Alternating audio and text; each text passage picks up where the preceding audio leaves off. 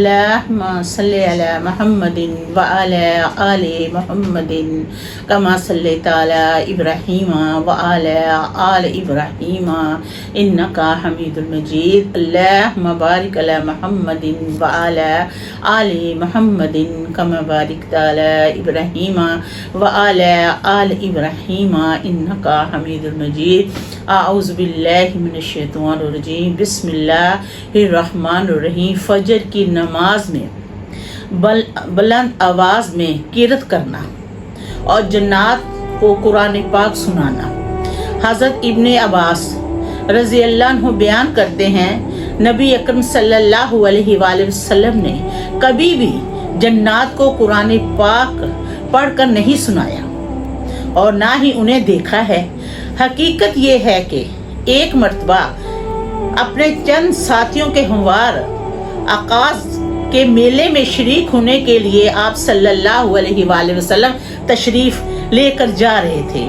یہ وہ زمانہ تھا جب جنات کو آسمانی خبریں ملنا بند ہو چکی تھی، ان پر شعلے شہاب ثاقب یعنی شعلے برسائے جاتے تھے۔ اسی موقع پر جنات نے آپس میں یہ مشورہ کیا کہ اب ہمیں آسمانی خبریں کیوں نہیں ملتی ہیں؟ ہم سب مشرق اور مغرب میں ہر جگہ تلاش کو نکلتے ہیں، آخر کار کسی وجہ سے یہ صورتحال پیدا ہوئی ہے۔ ان میں سے بعض جنات کا گزر تہامہ ہوا جو کھجور کا ایک درخت ہے اور عکاظہ کے میلے کی جگہ کے رستے میں آتا ہے۔ نبی اکرم صلی اللہ علیہ وآلہ وسلم اس وقت اپنے ساتھیوں کو فجر کی نماز پڑھا رہے تھے۔ جب جنات نے قرآن پاک کی تلاوت سنی تو اسے غور سے سننا شروع کیا اور ایک دوسرے سے کہنے لگے، یہی وہ چیز ہے جو ہمارے اور آسمانی خبروں کے درمیان آئی ہوئی ہے۔ وہ سب جنات واپس اپنی قوم میں گئے اور اپنی قوم کو بتایا، ہم نے حیرت انگیز قرآن پاک سنا ہے جو ہدایت کی طرف سے رہنمائی کرتا ہے، اور ہم اس قرآن پاک پر ایمان لے آئے ہیں، اور اب ہم کبھی بھی کسی کو اپنے پروردگار کا شریک قرار نہیں دیں گے۔ حضرت ابن عباس رضی اللہ عنہ فرماتے ہیں اس موقع پر اللہ تعالیٰ نے اپنے پیارے نبی صلی اللہ علیہ وآلہ وسلم پر سورۃ جن کی یہ آیات نازل کی، جس کا ترجمہ یہ ہے، اے رسول صلی اللہ علیہ وآلہ وسلم، تم انہیں بتاؤ کہ مجھے وحی کے ذریعے پتہ چلا ہے کہ جب بعض جنات نے قرآن پاک کو غور سے سنا۔ عامر بیان کرتے ہیں ایک مرتبہ القا سے سوال کیا گیا کہ عامر نے سوال کیا کس سے؟ القا سے، لیلۃ الجن میں کیا حضرت عبداللہ بن مسعود نبی اکرم صلی اللہ علیہ وآلہ وسلم کے ساتھ تھے؟ تو حضرت القا رضی اللہ نے جواب دیا، یہی سوال میں نے حضرت عبداللہ بن مسعود سے کیا تھا کہ میں نے ان سے پوچھا کہ صحابہ کرام میں سے کوئی نبی اکرم صلی اللہ علیہ وآلہ وسلم کے ساتھ لیلۃ الجن میں موجود تھے کہ جو رات جنوں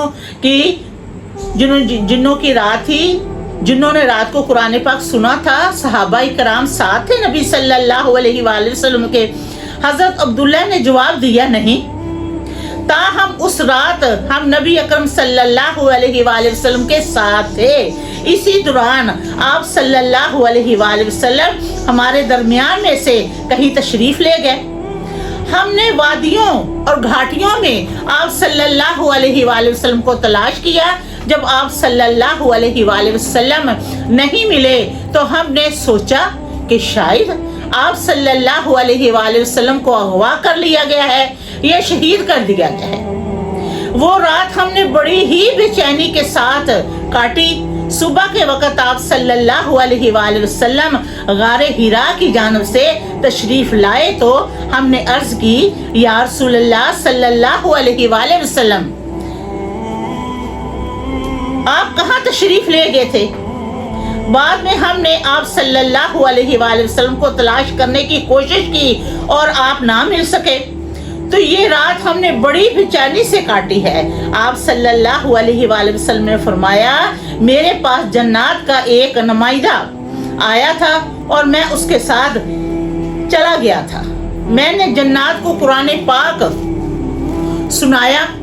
حضرت عبداللہ رضی اللہ عنہ فرماتے ہیں، پھر نبی اکرم صلی اللہ علیہ وآلہ وسلم نے ہمیں اپنے ساتھ لے کر گئے اور ہمیں ان جنات کی موجودگی کی نشانیاں دکھائی۔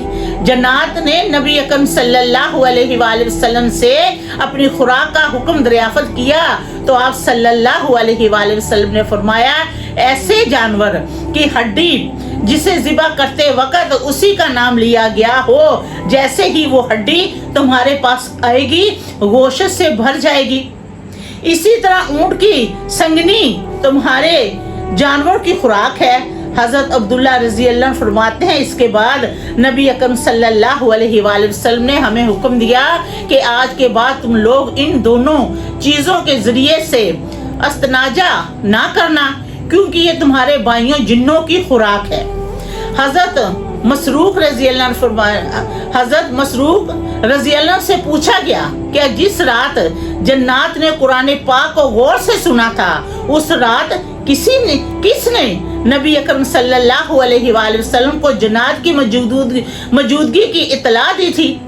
حضرت مسروق رضی اللہ نے جواب دیا، مجھے تمہارے والد یعنی حضرت ابن مسعود رضی اللہ عنہ نے بتایا تھا کہ ایک درخت نے نبی اکرم صلی اللہ علیہ وآلہ وسلم کو جنات کے بارے میں بتایا تھا۔ الحمدللہ۔